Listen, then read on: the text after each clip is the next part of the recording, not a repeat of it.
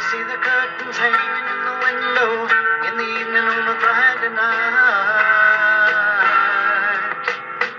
Little light is shining through the window, lets me know everything's alright. Summer breeze makes me feel fine, blowing through the jasmine in my mind.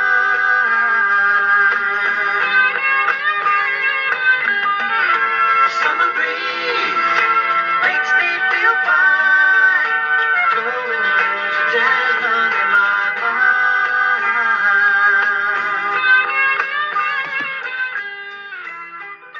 Nearly 365 days later, and it seems that we've come around full circle. The sands of the hourglass have almost emptied. No, these aren't the days of our lives, but just the days leading up to the hottest event of the summer. It is WWE SummerSlam. We all know that Cleveland rocks, and they'll be rocking their way right into our living rooms come next Saturday evening. I'll be previewing the full event later on, but first, here is your weekly news brief.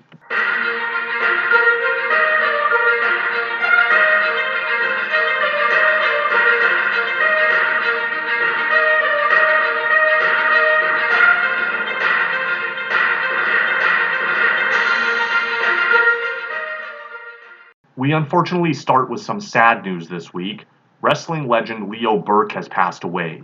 Burke, whose real name is Léonce Cormier, was a Canadian wrestling great whose career spanned 3 decades from the 1960s to the 1990s. He was perhaps best known for his time in Stu Hart's Stampede Wrestling promotion and his time in World Wrestling Council in Puerto Rico during the last years of his career. He also held 46 wrestling championships throughout his career and trained several former WWF and WCW wrestlers. He passed away this week at the age of 76. The latest rumor regarding AEW's ongoing negotiations with Warner Bros. Discovery is that the TV deal has not yet been reached, but it is believed that they are close. Former Lucha Underground personality Melissa Santos is the latest to join the AEW broadcast team. She is expected to make her on-screen debut on Rampage very shortly in the role of backstage interviewer. The WWE has reportedly signed another huge international star. Fightful Select confirmed this week that Australian talent Delta Brady has officially signed with the company. She had a tryout earlier this year when the WWE held the Elimination Chamber PLE in Australia back in February. The NBA has announced a split from Warner Bros. Discovery this week, accepting a rival TV offer, meaning that the 2024-2025 season will be its last on the network and could actually mean good news for AEW. Elijah Holyfield is expected to have a WWE tryout over SummerSlam weekend in Cleveland. Elijah is the son of boxing legend Evander Holyfield. Former WWE and UFC fighter Ronda Rousey is making headlines again as she announced at San Diego Comic-Con that she is expecting her second child with husband Travis Brown. Rumors are circulating that WWE is planning to bring WrestleMania across the pond in the near future. They are currently eyeing England as a potential host country. Japanese legend and WWE star Miko Satomura returned to in-ring action for the first time in over a year this past week at a WWE event. The rumor is that this may be part of a retirement tour as she plans to hang up her boots very soon. PW Insider reports that WWE Hall of Famer Beth Phoenix's contract has expired and she is no longer with the company. What this means for her future is anybody's guess, but rumors are already starting to circulate that she may be joining her husband at AEW. And that is your wrestling news of the week. More headlines are sure to be made next weekend as things are definitely starting to heat up for the biggest party of the summer. Let's take a look at that explosive SummerSlam card. Starting off, we have a match for the WWE Women's Championship, although I still don't know why both women's titles are called the Women's Championship. There really isn't much distinction there, but the one I'm referring to is for the Raw title, and that is currently held by Liv Morgan, who will put everything on the line against the returning Rhea Ripley. This should be a fine match, but the problem here is that if Rhea wins, the story is done, and quite honestly, I think it adds more legs to it. I'm still not sold on Liv as a performer, but I do think this gimmick works for her. I love the whole deluded love interest angle, and I have to admit she's played her part very well, but I think I'm more into the gimmick than the performer. That said, she hasn't had much of a run, and I can't see it ending here. The simple solution is to have Dominic double-cross Rhea, costing her the match, and go with Liv. They could also do something where he costs Rhea the match but does it unintentionally, but I do think it's the right time for a full turn. The main issue I have is the believability. Everyone knows Dom is married in real life and Rhea is engaged to Buddy Matthews, so it doesn't really make much sense from that perspective, but in terms of pro wrestling logic, it works for the time being. And then they can do so many other things with it. They can have handicap matches with Rhea against the two of them. They could put Dominic in a cage. They could do a mixed tag with Priest or Jey Uso or someone on Rhea's team, etc. There are endless possibilities, which is why I think it's the right time for a full turn. And then over on the SmackDown side, we have the other women's title match with Bayley defending against the Queen of the Ring, Nia Jax. Of the two matches, this will probably be the better in-ring one, but I feel like it's had the weaker build. There are rumors that Nia could be added to the bloodline at some point, and I think that kind of solidifies a title change. Bayley is a great performer, but her latest run has been just so underwhelming, and she's almost an afterthought on SmackDown. I'm picking Nia to win here.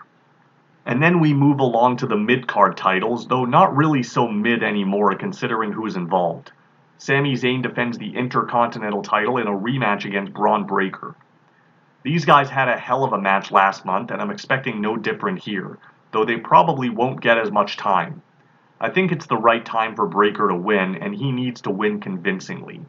Like Bayley, Sami's title run thus far has been kind of underwhelming. His matches are still great, but of all the champions, he's probably one that's the least talked about. But the mid-card champion who's the most talked about is the guy who's never there. On the blue side of things is a match for the red, white, and blue title, as Logan Paul puts the US Championship on the line against a man who calls himself the megastar LA Knight. I still maintain that titles do not make stars, but stars make titles relevant, and if they're going to take the title off a celebrity, they should put it on someone who's almost as relevant, at least by wrestling standards. I think it's the right time for a change, and I predict for LA Knight to walk out of Cleveland with the gold. And then we have the two main titles. In the first one, Judgment Day's Damian Priest puts it all on the line against the King of the Ring, Gunther. When this match was first teased several months ago, I thought for sure it would have been changed, because it's not marquee. Several months later, and it's still not marquee. It should be a tremendous match, but the star power just isn't there, especially on the side of the champion, and because of that, I think we're getting yet another title change here. I think now is the time for Gunther to reign, and then they can do the thumbs down angle with Priest and the Judgment Day on the following Raw. In fact, I wouldn't be surprised if Judgment Day involvement here ends up inadvertently costing Priest the match. Plus, there's no way Gunther's not heading into Germany as the world champion. And then we have the WWE SmackDown title held by Cody Rhodes and defended against the Bloodline's new tribal chief, Solo Sikoa. I can't see this one not being overbooked. I think we're getting plenty of bloodline interference here, and this match is a likely candidate to close out the show. Despite it all, Cody's friends back him up, including Randy Orton, Kevin Owens, and the reunited Usos, especially Jimmy, who makes his triumphant return to get revenge on Solo. And then during Cody's celebration, we hear the infamous music, and out comes the returning Roman Reigns, and they stare at each other to close the show. But in an alternate universe, another possible ending just might be the match with the most hype, and that is the one-on-one match between CM Punk and Drew McIntyre that has been hyped for months and months, with an interesting third party thrown into the mix as Seth Rollins will be the guest referee. Personally, I don't think this match should have been touched, meaning that it didn't need a stipulation and certainly not a guest referee, because you're almost guaranteed some kind of screwy finish, and so nothing will be settled here. I can see Rollins getting into it with both guys, and they do a similar finish to SummerSlam 97, except it makes more sense for Drew to get screwed instead of Punk, given Drew's character. And so I think an inadvertent Rollins error costs Drew the match, and then he reluctantly counts the pin for Punk, and then they do the post-match angle where Drew just beats the hell out of Seth with a steel chair. And then Punk chases McIntyre off and grabs the chair, but as Seth comes to, he sees Punk standing there with the chair and assumes Punk is the guy who attacked him, and then drops Punk with a pedigree or a stomp. So that's SummerSlam. The next stop on the WWE roadmap is the Bash in Berlin event on August 31st. Here are my match predictions with this week's fantasy forecast. Gunther versus CM Punk for the WWE World Championship.